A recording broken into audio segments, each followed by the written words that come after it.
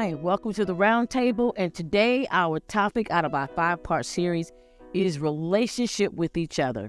These are the women that have been called to ministry. We're discussing in this 5-part series the highs and the lows of ministry. And today's topic is relationship with one another. It's so important. It's a necessity. And if we don't get better at it, we're going to be more than just a failure at it. We're going to have to answer to it. So enjoy today's show, relationships between the women.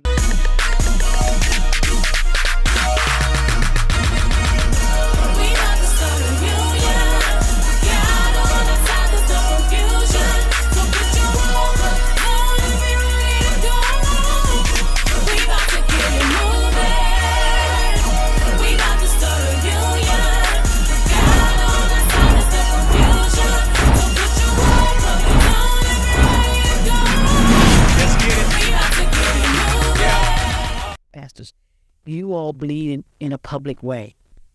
You all process in a very public way. Mm-hmm. You metamorph in public ways that we get to secretly go back and do in a hidden place, right, behind the curtain. Unfortunately, you all don't get the opportunity to do that all the time. Mm-hmm. Do you feel there should be more comrades on your level, female women, because we're talking women, who are able to be there to guard you all and protect you all and not go for the tea? Mm-hmm. I do. That's where we're lacking. Yeah. That's where and the thing is that, and this is good, Prophetess Sandy, this is real good, and we shouldn't be intimidated or we shouldn't feel less than who we are, that we have to come and say, hey, yeah, you know what? I don't even know how I'm going to make it. I don't know how I'm going to go on. And even be able to share that hurt or that whatever it is just tearing at us. See, I'm a crybaby. Me too. I am a crier. I will cry in the pulpit. Yes. I will cry wherever. If it hits me, I'm going to cry. But let me tell you, one of my professors in seminary said, if they can't see you vulnerable, that all the time you have to be this person that's up here, then that's not real. Right. And they'll always look at you being able to take punches or being that still person that don't have feelings. Exactly right. But then we walk away. Yes, I'll cry, but we walk away, and there are times that I want to pick up the phone and say, some things you want. Not Prophetess, I want to say, Sandy, that's right. What are you doing? Right. I just need to talk. Right. Because even though we have husbands, some of the hurts and the pains that we share, we can't share. We can't share. Or if we do, they don't get it. Now that's very true. Yes. They don't. It's not that they don't want to get it. Yeah. But they're wired different. And so, they have about maybe 5 minutes of this conversation they want to have. And you and I need an hour and a half. Yeah. And they're all.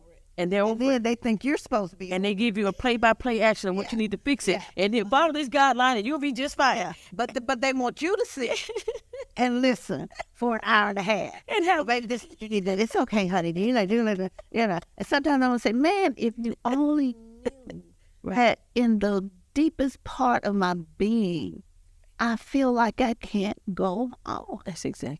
And it took me a long time, a very long time, to let my guard down with certain women. Right. I know. I just would not. I didn't feel it was a safe place. Yes. I felt that there was a ulterior motive. That and I would be guarded. I would only say so much.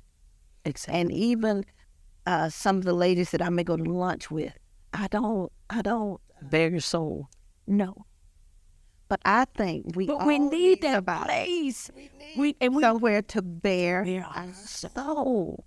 Because I think it's important, Pastor. We're not supposed to carry this load by ourselves.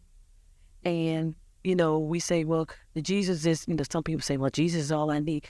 But in me might be the Jesus that you need. Yeah. And for some reason, we hadn't got to the place where we can be that for each other.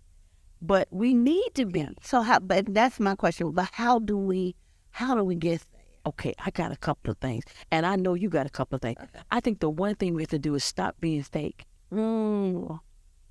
Stop being fake. Stop pretending to be something somewhere or about something that's not really there. Right. I agree with that. And then the other thing is to put the pride to the side. Because pride is the only thing that keeps us with the facade and the mask and all these other things. And what's the worst that somebody could do with what you tell them? What's the worst? Yeah. Yeah. I like those two. Those would be my two too. Those, because that would be and we do put up a facade and we put up a different one for different people. I don't want to have one. You know what? I want you to know me this way. Is me. And I want the next person down the road to know me in the same. Yeah. I don't want to be multiple people. Yeah. To be okay. Yeah. One of our very good friends. You know what I'm talking about. She told me one day, Harry Thompson, I already know. Always got something to say. And I would say to her, if you don't want me to be transparent and upfront and true with you, I said, you came to me because you knew I was going to be honest with you. Right. And if you can't accept my honesty, then don't bring it. That's right. That's right. But I got off the phone that day and I felt some kind of way. I felt some kind of. She said, you always got something to say. So I text her. I said, you don't have to worry about me saying anything anymore. Just don't call me. She called you right back, didn't she? She said, I love you. I love you too. But being able to just share. Yeah. And being okay with what the other person is saying. Because if you get that circle, right? If you get that camaraderie with women. Gotta protect you. Exactly. And that's the thing. When we get that type of relationship with, don't break it. Don't break the trust. Don't break the place where a person feels safe. Right. Just to have the tea on somebody. I don't even understand how we lay down and go to sleep at night, Pastor, and know we have done the dirt. Yeah. But I guess I always say, I've got just as much dirt as you. I do. The same God that saved you is the same God that saved. I don't know. We compare dirt, but I don't know why we do. Same God that forgives me, same God that He done that forgives you. So we don't even have a right. It really should. We don't have a right. But I really wish that we could get, and I'm not saying every minister and every pastor in Columbia, Georgia will not understand but I really wish if we had 10 tables with 8 women at that we are able to come, and this just came in my spirit, that there'll be somebody there that have a motive. They're just going to be there, but they will never understand what we're trying to do. Right. But I think it's time out for, like you just said, being fake.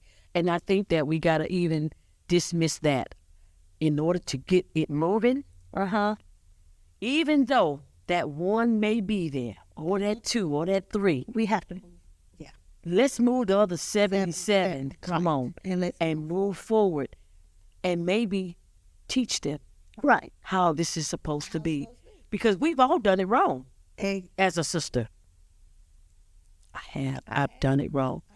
But in my low place, because that was a low place for me, I've learned the devastation, the hurt, the pain behind it, and it has made me a better person. Yes. To not repeat that. That's what it should do. Yeah. And you said something earlier when I was talking about the first person that came out of my dad's church. You said my mom. My mom wasn't, let's say, a minister per se. Right. But we always said that she had this call on her life because she was so humble. But literally, my mom was my confidant.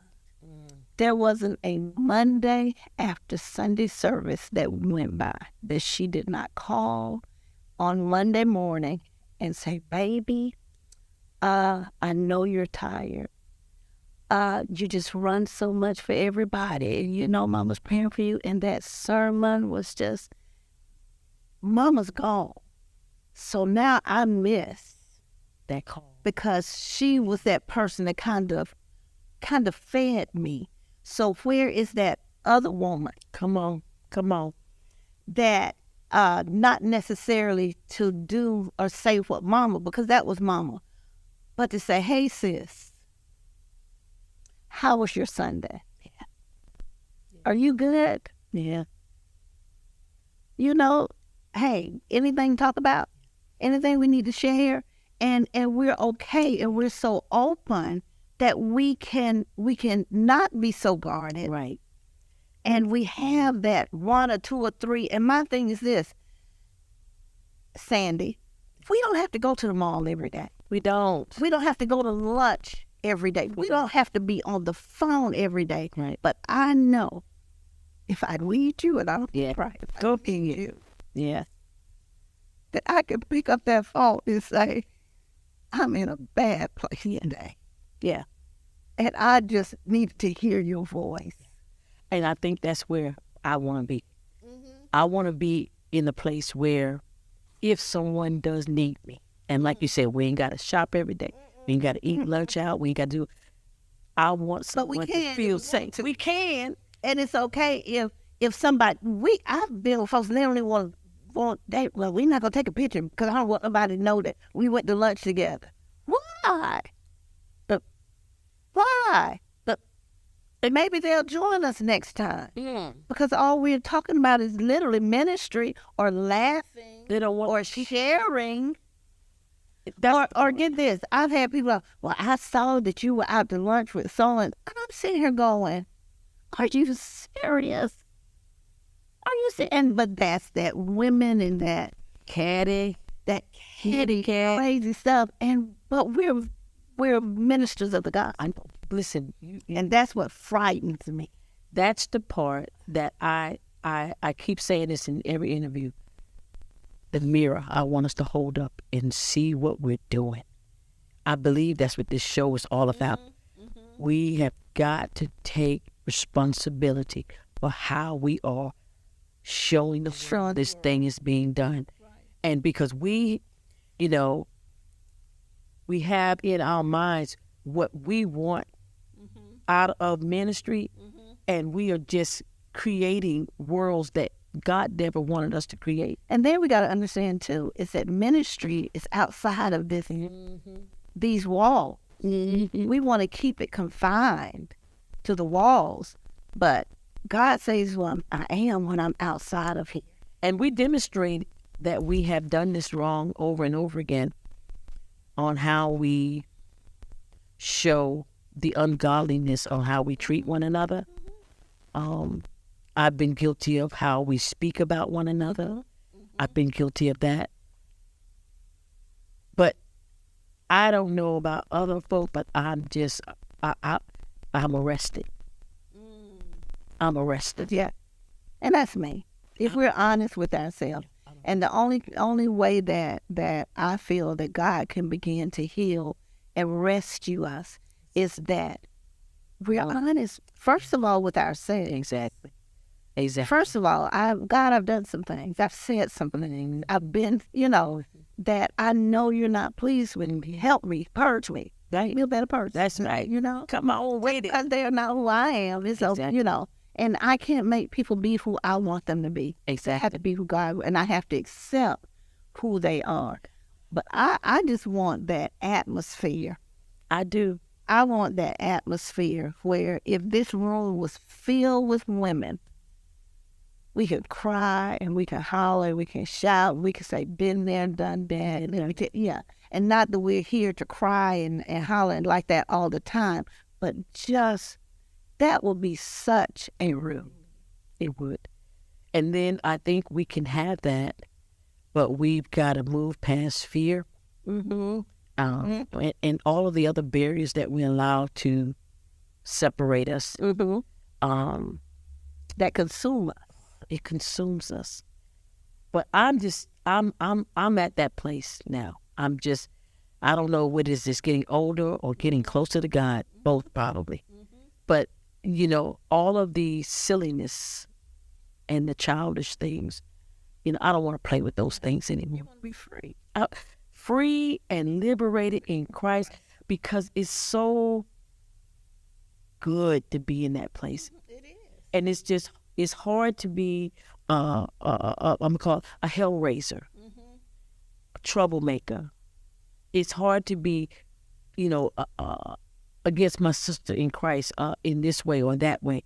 It's one of the young ladies was expressing how we even just competitive in dress, in clothing. Yes. And who wears what brand this. And if you ain't wearing this brand, you're not really. That's like, is that so petty? But again, it goes to not knowing who you are. It does. And I really believe that it comes with, not saying that you can't be a younger person and have already been delivered from that. Right. I think it comes with maturity. Yeah. I think in not age, but maturity. Exactly. I think it comes with wisdom that I don't want to be that person anymore. Right. Or you've been raised right. Right. Yeah. Sometimes people are groomed from the beginning in really good hands. Right. And I know in my world, I have eliminated that type of negativity. Like, you can't bring it to me. We can't be that. Not going to be that. You can't be that with me. Right. And I think that's another way you shut it down. Now you're going to lose some folk. Oh, yes. Because they want that. But everybody don't understand where you're going. That's exactly right. So when they don't understand where you're going, you have to, and it's not that you don't love them. That's right. But everybody can go where God's taking you. Yeah. We learn from our lows. Yeah. We learn from those places of the lows as women in ministry. We learn from those places. So I wanted all of it to be out there. The highs kind of take care of themselves. Yes, they do. Because I can go on and on. But one of the lows, me personally, was being divorced and having the Lord call me to birth out a church. And I'm thinking, wait a minute, how in the world would you? I was judging my own self. I was saying, why would you want me to birth a church? I'm divorced. What can I tell any married couple that comes in here? And it's what I'm having, as Moses talked to God about going before the king. Man. And he had a limitation. Yes, man. Yes. And the Lord checked me. He says, I knew that this point would come in your life. But I know what I placed in you before you ever did get married or divorced. That's right. And I know who I'm going to put around you and with you to handle the assignment. Wow. When at your low place of divorce, that had to be crushing. Yes. It's, divorce, they say, it's like experiencing the death of a loved one. It is. That's the high level of stress. And there I was with 2 little children. You know what I'm saying? Well, they were 9 and 15. That's young. Boy and a girl. Yeah. Crushing blow. But I had no other alternative. I wanted the marriage to stay together. I loved my husband, but he didn't love the direction I was going. And I was getting closer and closer to Jesus. It was all right as long as I was a teacher, teaching Bible study. But it seems like the minute I became an ordained minister, and then the prophetic fell on me in a heavy manner, he couldn't take it. Wow. It was like, this is not for me. And who do you choose? Do you lay Jesus down or do you lay man down? That was an easy choice. Easy choice. I think that I can relate to what you're saying, because my first husband vowed in our dating process that he wouldn't be married to a woman preacher. Wow. And and at the time I was 19. Wow. And when I told him, when he asked me what I wanted to do, And I told him, I almost died. I started backpedaling because you know how we want that man real bad. Yeah. So I started backpedaling. Well, maybe not a preacher, just teach. Oh yeah, you can teach Sunday school then. That's fine. But like you say, when there is a calling on your life and you answer the call, see, you can't dumb it back and you can't dime back. You have to let it be what it is. And move forward.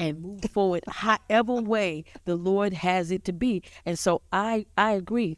You get to the place where you can't deny Christ and you can't deny who you are in Christ. And so you have to let the chips fall where they may and just let it be what it's going to be. But I thank God for his maturing me. Even in that state, I have learned from that place too as well. Yes. The woman that I am today started with that little 19-year-old back then. Amen. And so it's matured me to that. So crushing, yes. Abusive relationship, being in domestic violence situation after situation with my husband. Crushing, yes. Watching your children being pulverized and beaten. Crushing, yes. But I couldn't let my God go. Yeah. I couldn't let him go. And although I feel as though the church, the women, didn't hold me the way they could have held me. Yeah. To help me. Yes. God, he always, like you said, he always has the build around you. Yes. Those that are placed around you strategically, even if it's just for a season. That's right. To help you to get to the place where you need to be, because sometimes you're so crushed, you're so beaten, Yes. so broken. You make all the wrong decisions, all the wrong choices. But God still got to get you to Come on. this place here. Come on. So, like you, in a divorce, crushing 2 little kids that's looking to you for everything. And then you got to have your mind in the right place. Now you building a church. Yes. Yes. Yes. And building the church. Now you gotta evangelize and fill this church and bless the people and give a word and then go home and still feel crushed. Yes. Yes. In the midst of your bleed, you still got to lead. Bleed while lead. Bleed while lead. Here you bleed now, leaving a trail everywhere you go, while you trying to get people to their destination. Counseling and praying for people while you try to cook the spaghetti dinner and the garlic bread for your children. Help your son and your daughter with your homework. You don't even have time to rest in self-pity. And this is the thing. I'm going to ask the question. Were women there for you? You know who was there for me?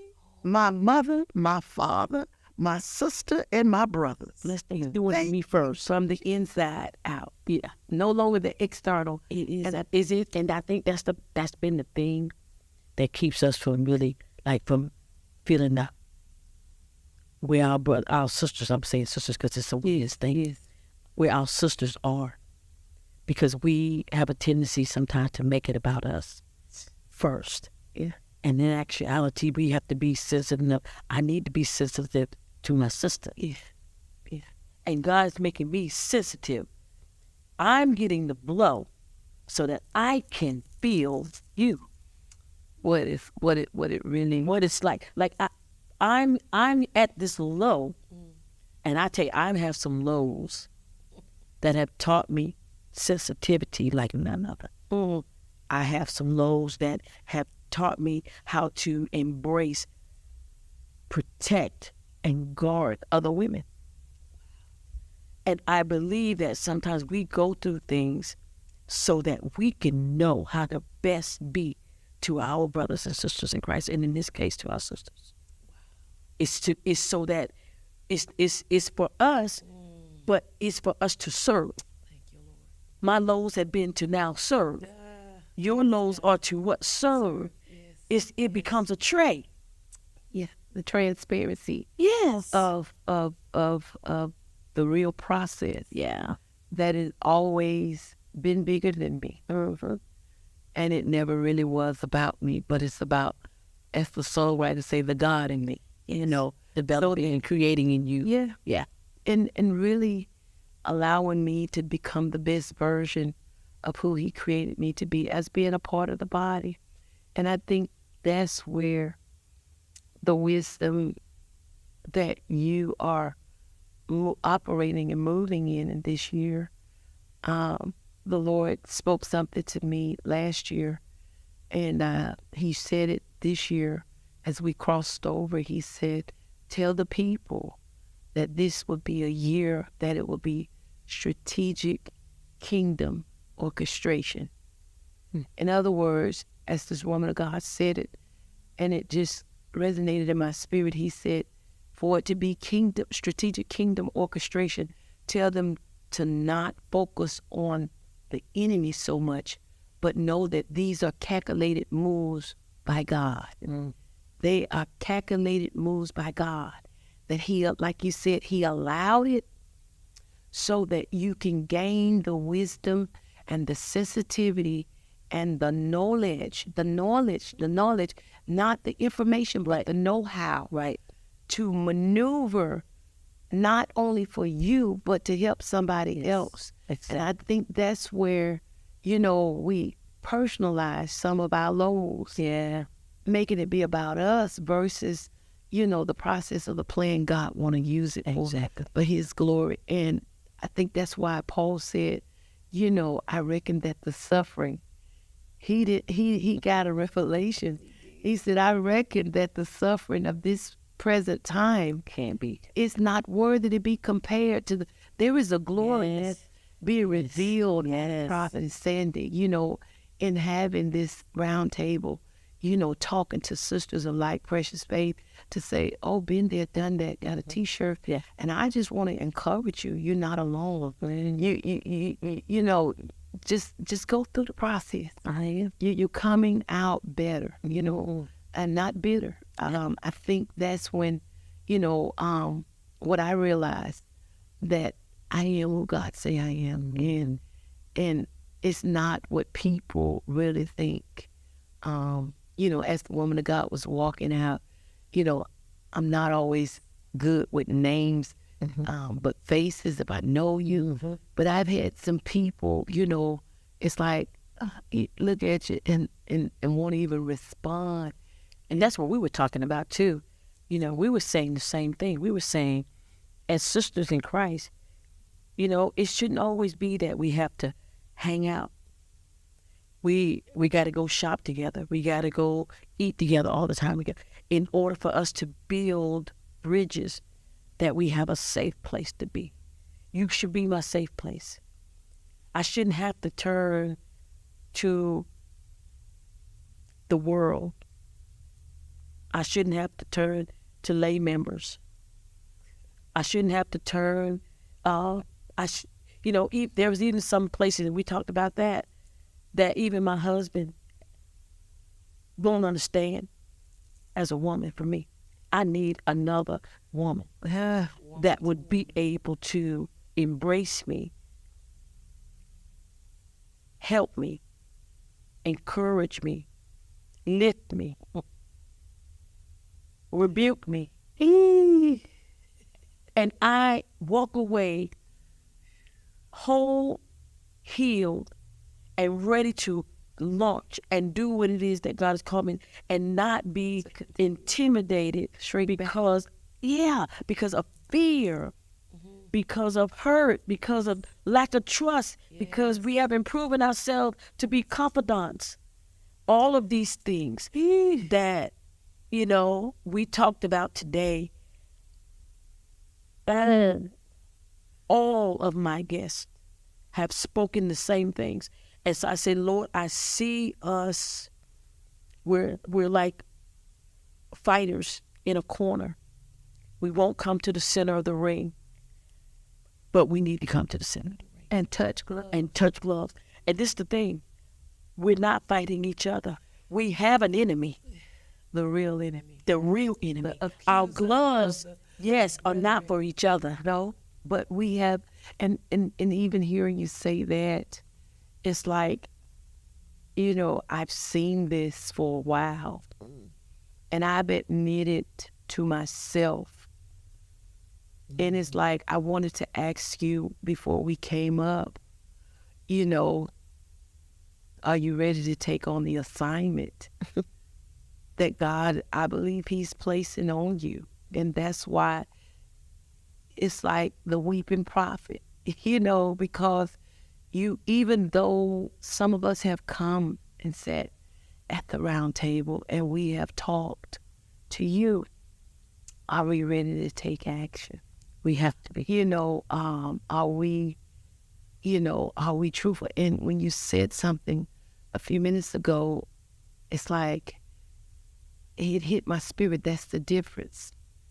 We've settled for the sister to sister so long that we don't know how to, grow up and become woman to woman. Oh, It's like that person that I can say, sis, you got me.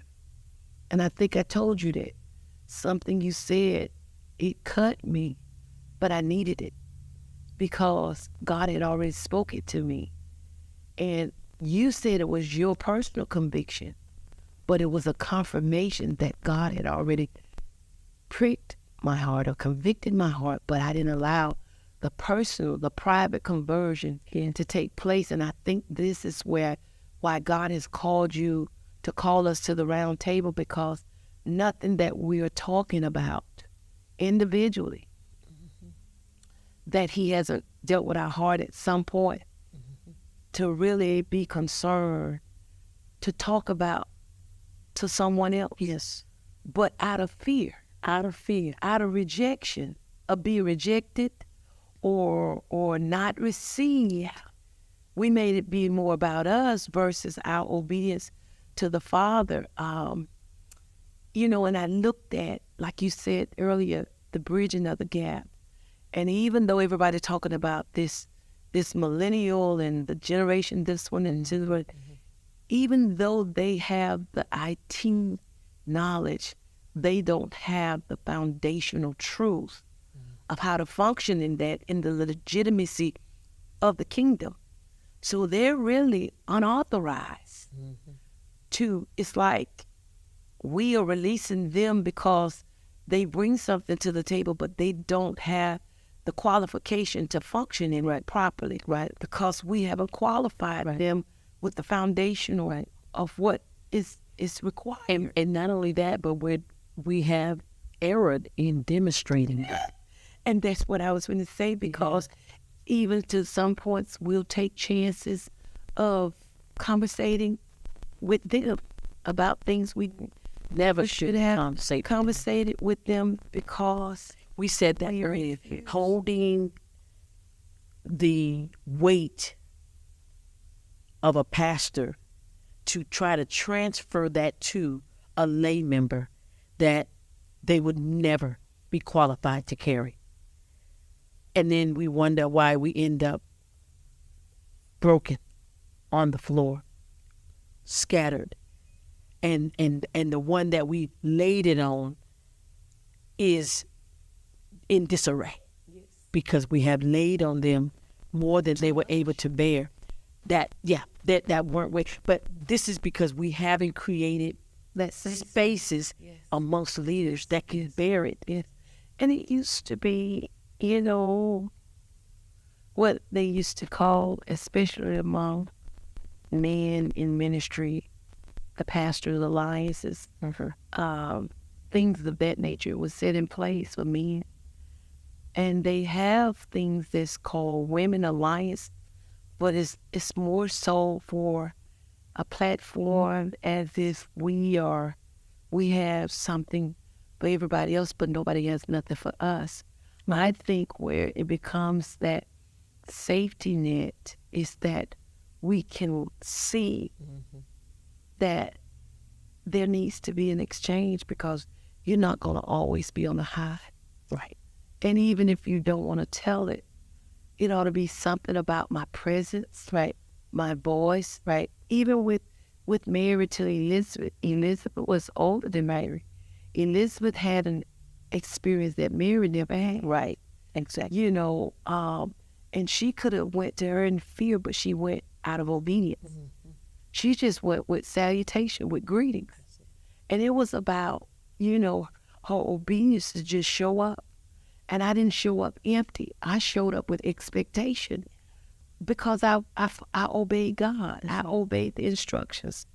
And I didn't know what God was going to do, but I showed up with expectation of you, but then I told myself, I'm going. And I want to say this too. I want to say there's a trust here. I believe that. There's a trust here because if you didn't trust me, he wouldn't show up. Right? But I think a lot has to be said to how we have broken the trust in people. We have been disappointed and hurt in times past with people that we love and that we embraced and that we showed our nakedness to only be ridiculed, exposed, become the tea of the town, so to speak. And God doesn't want us to stay in that state. So he's working on us. He's doing it with, it's a small role, but it's okay because it's going to grow. We're going to learn, and we're learning to do this thing right because we have done it. Like you talked about the alliances, there are alliances, but are they safe places? There are ministerial alliances, but are they safe places, or is it just a place for people to come together and be even worse to each other than before? If we're going to have an alliance, let's protect each other, let's guard each other, let's help each other. We all have ministry highs and lows. The best of ministries have the highs and the lows. And when we're in the low,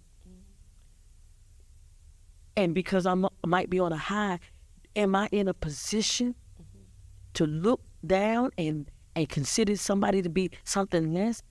Because our lows, I always tell people, my low places have created all of my high spaces. Come on. That's good. That's good. All of them. I think, when you say that, it's like, I really thank God for recommending me. Not that I would have chose those moments and those low places, but they were necessary. And now that I embrace that God picked me, I'm grateful, that he could have chose anybody, and I think that's been my testimony to myself, to really know that I've overcome by the blood of the Lamb and by the words of my testimony. A sister that we can go to and really just talk to, and then not being concerned that you gonna tell somebody else about what we shared with you that was intimate, that was confidential. Now I hadn't found, but a few, Hand on one hand. and so that's very important at the time where people are being depressed, because they can't, as a sister, find another sister to share with, and people are being suicidal, and people are at a place where they are seeking mental health because they just don't have anybody that they can talk with. So yes, at your lowest point in Columbus, Georgia, you got to be I had to be very select in whom I could share some of the things that I needed to talk to. Because you've been burnt. I've been burned up, not just only burned.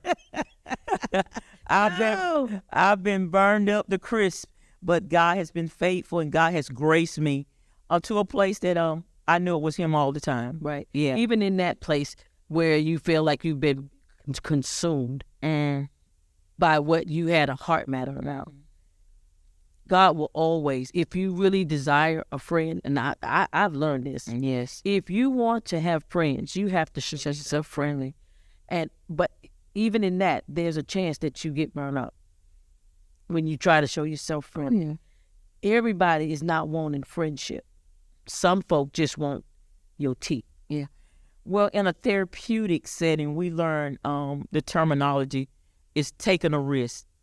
And in these instances, you have to take a risk even in being vulnerable in a friendship. And I have a group of friends that I think I kind of shared this with you. In my lowest point, it's sad to say I couldn't go to the church world. I had to go to my girlfriends I've been friends with 50 plus years and cry on their shoulder and cry at their, homes. I couldn't go to my friends in the church, my peers, comrades. my comrades. That was not a safe place. I had to go to my corporate America friends that we've been friends for years and say, we need to have a girls meeting. And they met me and they walked me through some tough times. And I think that's a black eye to the church. Yeah. That we have to go outside of the safety of the church to feel safe. I mean, literally, probably some of the people you were able to feel safe with might not even know Christ, or might not be on the same level. They definitely was in the clergy. Right? No, ma'am. They're not in the clergy, and so yes, ma'am. It was not those that in the pulpit on Sunday morning. That's for right. sure. That's right. They were not Sunday school teachers. They love the Lord. They go to church. They go to church. They love the Lord. They love the Lord. But they weren't your peers. No, ma'am.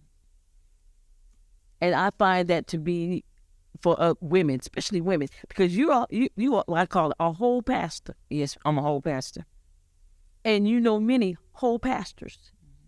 But for you not to feel that you had a place to go and feel safe, I think that this is the mirror that I'm wanting to do today.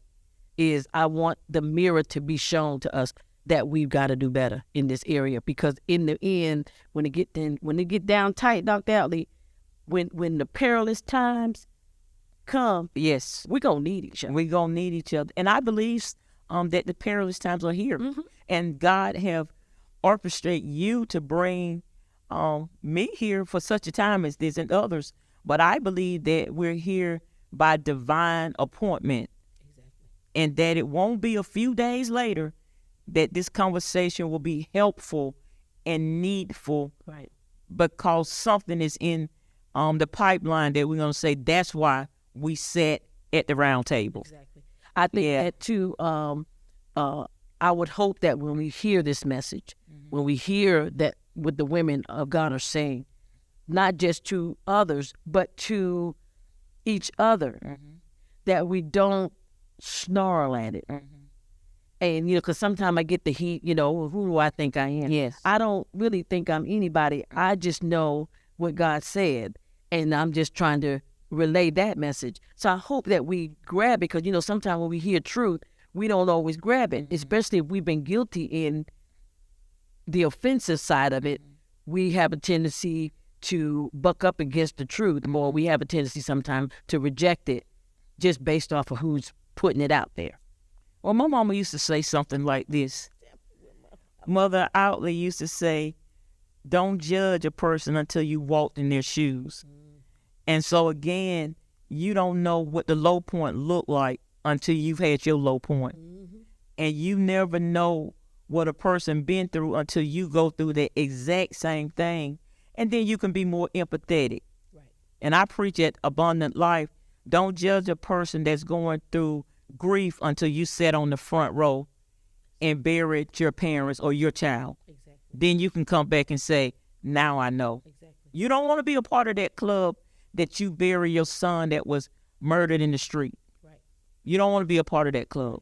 Right. But then you'll be more empathetic when it happens to you. So in our low points as women in ministry, we don't want to have to go through it to be able to understand the hurt, the pain, and sometimes the bitterness that come behind it.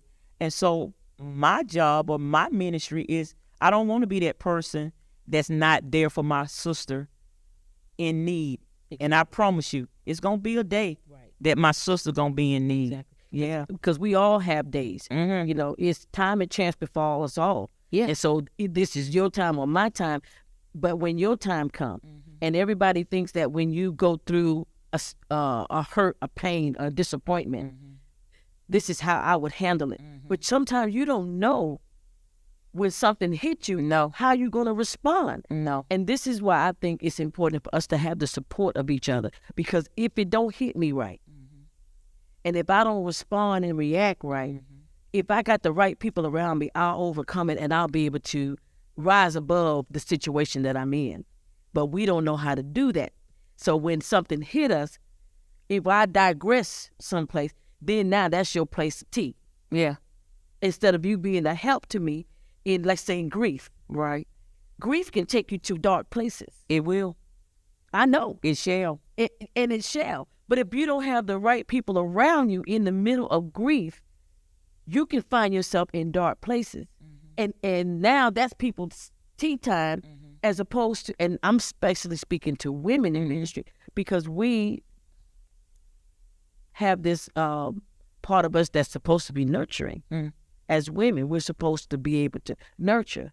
And we have to figure out how to do that in ministry, one toward another, and still maintain our position as whatever that calling is to our lives.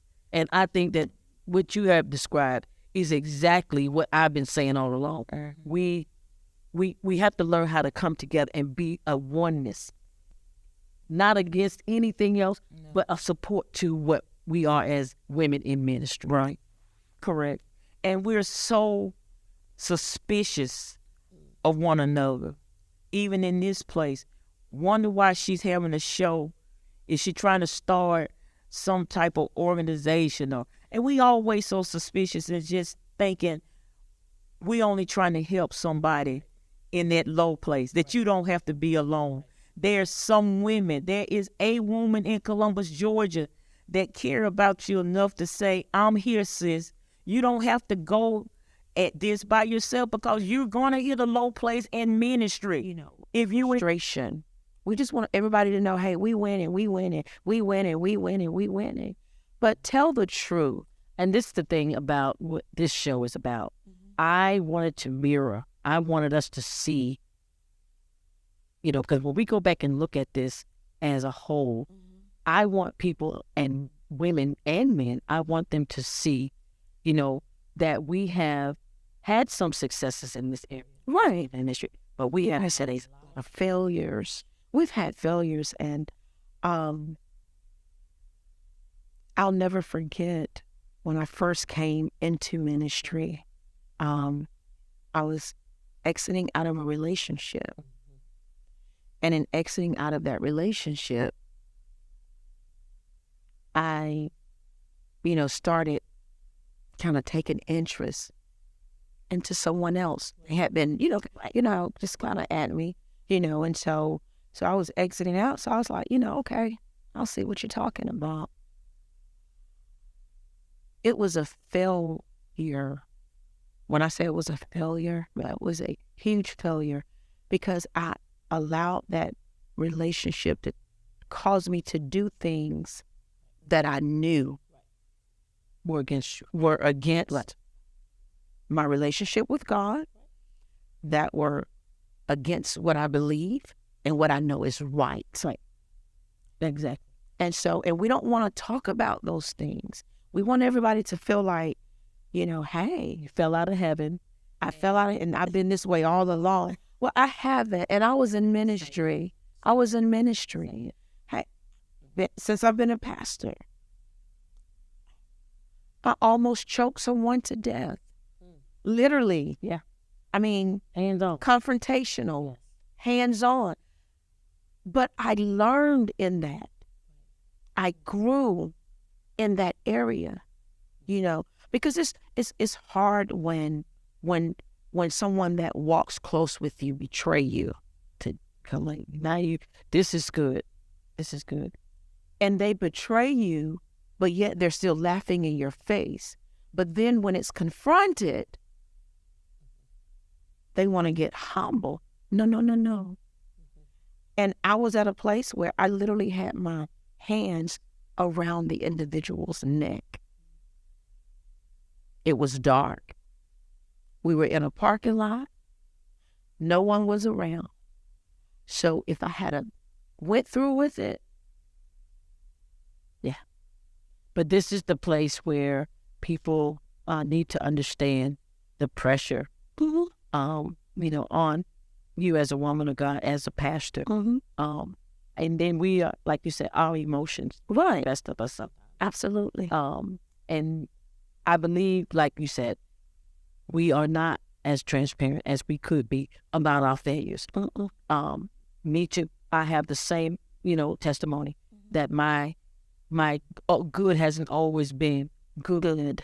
But sometimes I've presented myself, even as a woman of God, to the world in a very ungodly kind of way. Right. And so for us to feel like we don't have those failures, because that's the word we don't ever want. I use it all the time.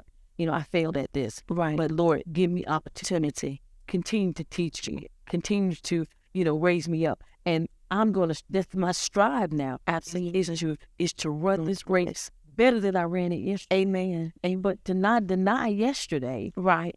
Failure on now today, I can hit that hurdle. Right. And get over it. But people won't let God, thank you. women of God won't let me get over my next hurdle because you still want to keep here. Amen. In my phone, we have failures in our thoughts. Teach.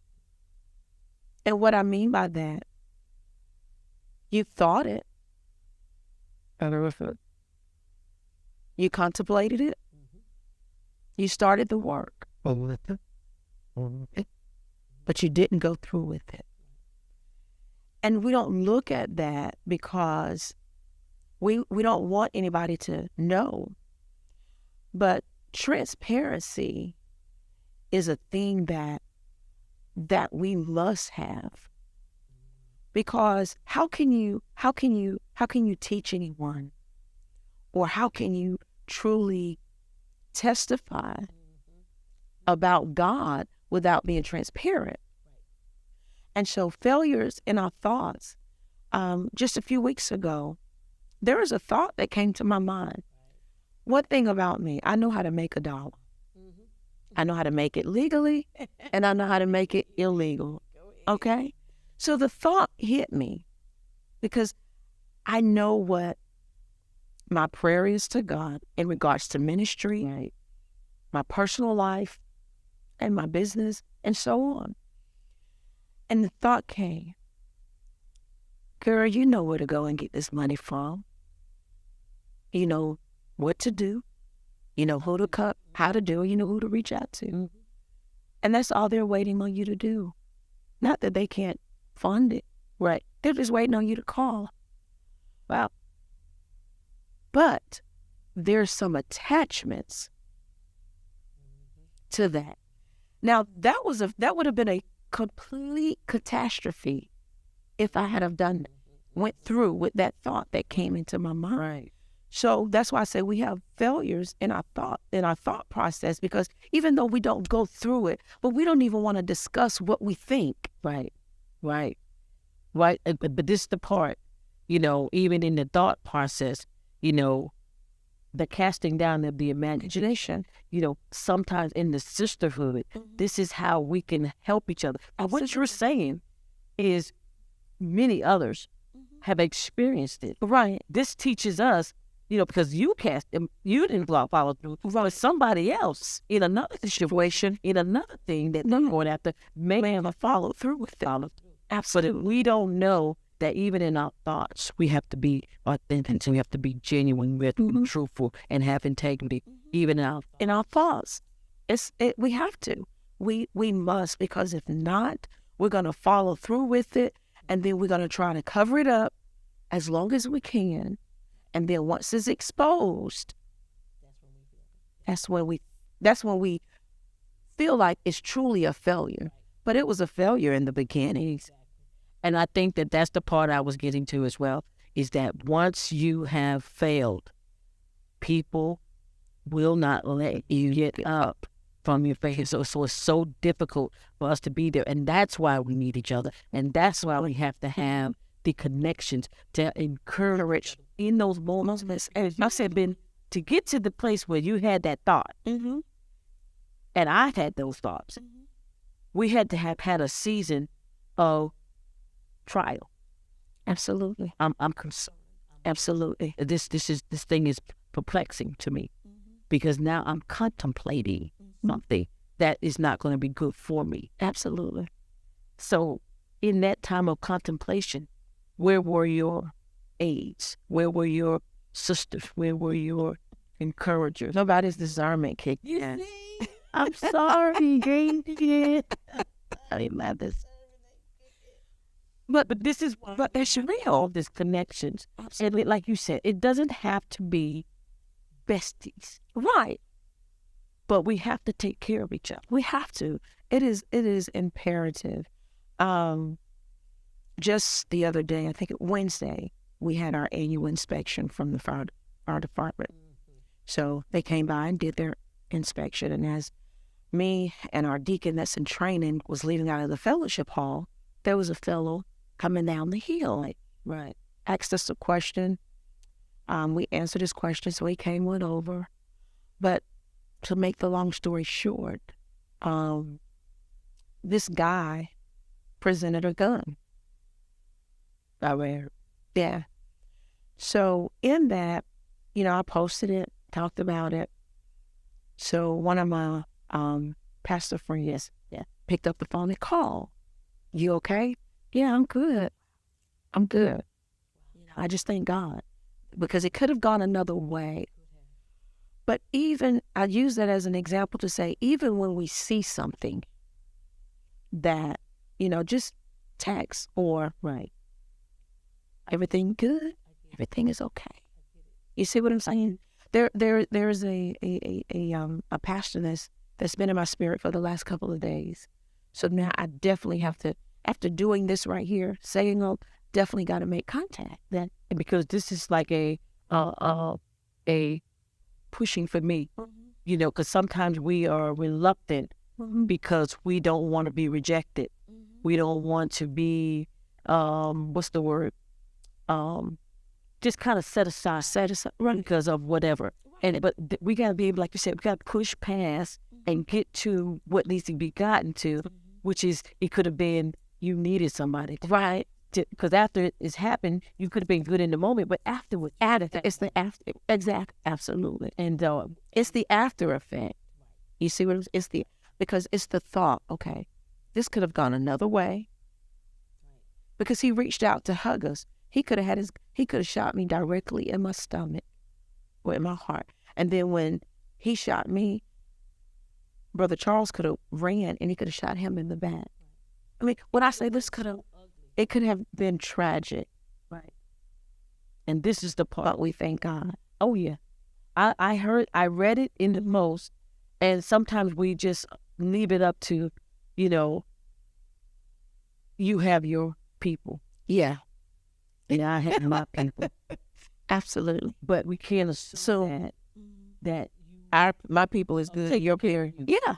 because it may not be pressed upon their heart.